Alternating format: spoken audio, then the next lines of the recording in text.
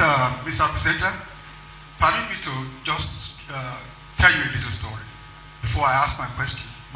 Please. I was with Dr. Christopher Kolali at the time, and I challenged him. Surely you gave money to young folks to go and be buying recharge cards, all this and that. Now, if I were to be your issue, I would set up a particular fund and challenge Nigerian youth to produce the Nigerian phone. And that would suck up almost all of them. He said, okay, go and. I said, no, I know, I don't want to do another donkey sort of thing. So, sir, what specific areas, because I know the youth are the future of this nation, of business development you want to focus on when we vote you? Because you've already taken me off my feet. I will be part of it. Thank you very much. Thank you very much. Thank you. Thank you very much. Let me answer your question. The very first focus of the venture capital fund will be innovation. Remember that I said that my vision of Nigeria's economy, fundamentally, at its core, is an economy that is driven by innovation, because it is innovation that creates the wealth of nations. If you look at the history of the Western world, if you look at the history of Asia and their rise to global power status, you will see that they were driven by one thing: innovation combined with human capital. In this country, you have leaders who spend every morning worshiping the God of small things, looking at the oil price. If it is down today, they are sad. If it is up tomorrow, they are happy. In the government that I will head, it's a very different vision. It's a vision in which the many, many young inventors in this country and innovators in this country who invent things, and we see them published in the newspapers and the television, but we never see those products in the marketplace. Why? Because there is a break in the pipeline between invention or innovation and commercialization. This venture capital fund will plug that hole. So it will finance the commercialization of the products of innovation. Another thing that we will do with this venture capital fund, I said it will be run by the private sector. It's not going to be run by the government. You talked about Shaw P, but of course I will also remind you that Dr. Christopher Kolade resigned in frustration. Good for him, good man. So let's just leave it at that, because there are many people trying to answer questions. We can have a sidebar and we can talk at length about this. Yes. Thank you very much. My name is Chika Chikere. I write for the Authority newspaper. So I want to take you up on your area of expertise coming from the Central Bank of Nigeria. The country's monetary policy rate has remained the same in the couple of years right now.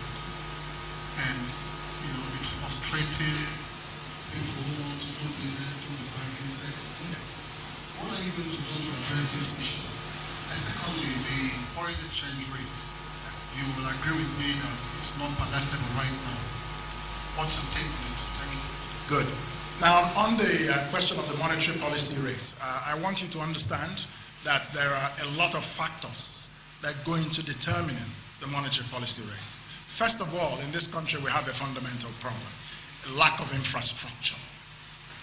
The absence of infrastructure makes the cost of everything, including the cost of money, expensive.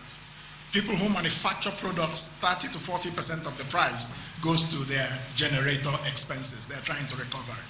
So that's number one. Number two, where there is inflationary pressure, if your government, as has been the case in the past, this government and in the past one, have been spending a lot of money, 80 to 90% of your federal budgets are spent on recurrent expenditure, just paying people's salaries and buying cars and awarding contracts. That is inflationary government spending. And that, inflation is the worst enemy of the poor.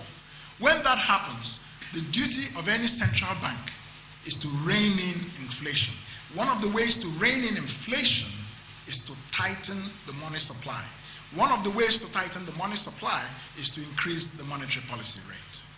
Now, that should not become a permanent feature of an economy, but at certain phases it becomes necessary. I'm trying to explain to you what's behind the monetary policy rate. But I know that in our time in the central bank, under the governorship of Sanusi Lamido Sanusi, we successfully fought inflation and brought it down into the single digits from double digits. Having done that, unfortunately, it went up again, but I know that the central bank is also trying to bring it back down. And we know that the inflation rate has been dropping, but very gradually. So that's number one. Number two, you talked about, the second point was Forex. Yes, absolutely, Forex. We could talk about Forex until pregnancies are delivered. But the problem with this country in terms of the economic management of Nigeria, and I say it in my vision very clearly, and go and read that book, Build, Innovate, and Grow. Nigeria lacks an economic philosophy. You can't manage an economy without knowing what you believe. If you say that you are a capitalist, you've got to understand what capitalism means. It's a philosophy. It's not just something you wake up and do. There are 3 requirements to a successful capitalist economy. Number 1 is property rights. Number 2 is innovation. Number 3 is capital. We are practicing capitalism without capital. Now, one of the implications of this is that we run an oil economy. What is it that determines the rate of the naira? The exchange rate of the naira. Mostly the price of oil, how much you're selling oil for, and how much you're getting into your foreign reserves. Where the price of oil goes down, there's a lack of confidence. The government will not be able to finance imports over many months, and the value of your currency goes down. But when we have a productive economy, such as the type that we will create the environment for, in a government led by me, you will not have this problem of Forex. Because when you produce, manufacture with value addition, and then you export, you're also earning foreign currency. And that helps the exchange rate. Now, we focus too much in this country on an artificial exchange rate. We want the naira to be 1 naira to $1. Why? Because that will enable you to import. That will enable you to pay school fees for your children abroad. But you are not producing. We need to focus this economy on production and stop focusing too much on the value of the naira. When the economy becomes productive, the value of the naira will take care of itself. It's just the law of economics. That's fine. There's a lady. There's a lady asking. Please, okay. Yeah, I'm sorry. Good afternoon. My name is Juliana Taiwo Balonia. I write for the Sun newspaper. The theory of presentation is fantastic. All of us are moved. We want to. The call for election, I'm sure many people want to vote for you right away. But the question is, how prepared are you financially for campaigns? And then consultation. How prepared are you, to carry people along? You know the issues. How prepared are you to take these issues to them, to convince them to buy in? That's the question. Yeah. Thank you very much. And I'll answer it very quickly. In the process of coming to making this announcement, I consulted very widely across Nigeria. I consulted with young people. I consulted with older people. I consulted with children. I consulted with elder statesmen, former presidents. I consulted with traditional rulers. So in terms of consultation, we've done very wide consultations, and those consultations will continue over the next several months. Now, in terms of preparation financially, there's a big difference. I say very clearly that we have no godfathers. That's the difference about my vision. Because my vision is a vision that is rooted and focused on the ordinary common man or woman of Nigeria.